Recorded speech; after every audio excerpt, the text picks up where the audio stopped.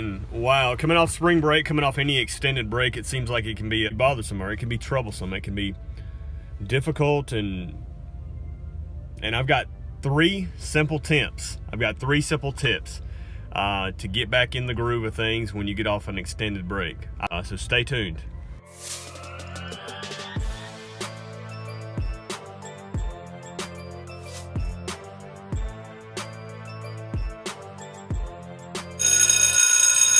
Hey guys, how you doing? How's it going? All right, listen, I have three plans or three tips that might can help you with transitioning from an extended break to just getting back into the groove of things. What I've learned is you've got to have a plan. All right. First tip would be reacquainting with the students. I think an extended break really kind of gets them out of the groove of things of what the norm was in your classroom. So you have to reacquaint yourself with them, almost a form of a meet and greet.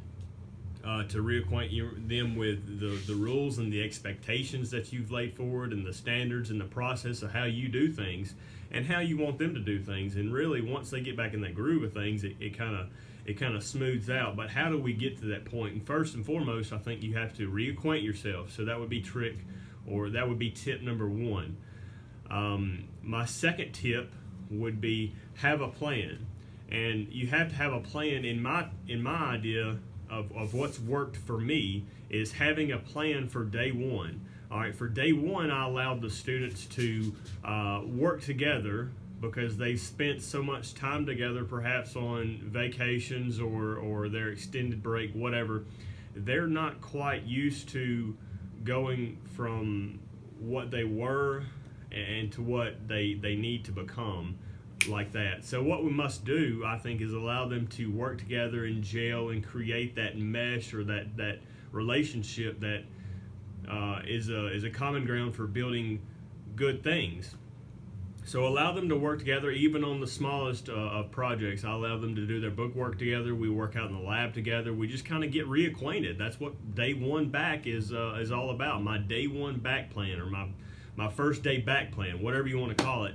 I allow everybody to just kind of work together and mesh and gel and get together, get back to where we were. All right, so my second day back plan is laying out the guidelines and procedures of where we were before we left. And I like to do the station rotation model. And what that does is that starts to break out your groups. Instead of one being one big whole group, we're looking at maybe 4 small groups. So I'll have one group in research in the book. I'll have one crew. They'll be on in the plans lab. We're in plans, construction drawings right now. So I have a section where I've got a set of plans laid out, and these students can review these plans.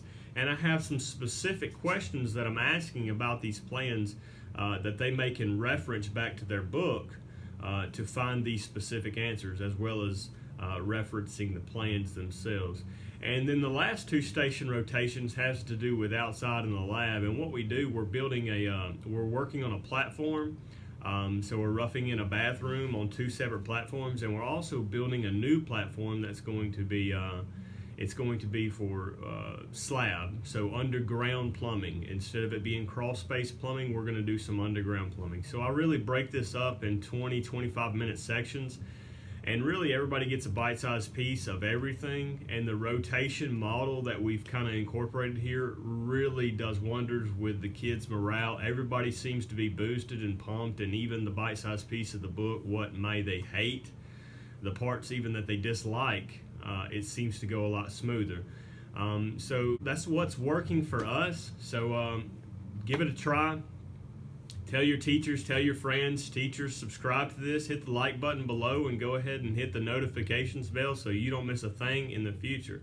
All right, so I'm going to get some footage later of some work in the lab too, so we'll catch you later.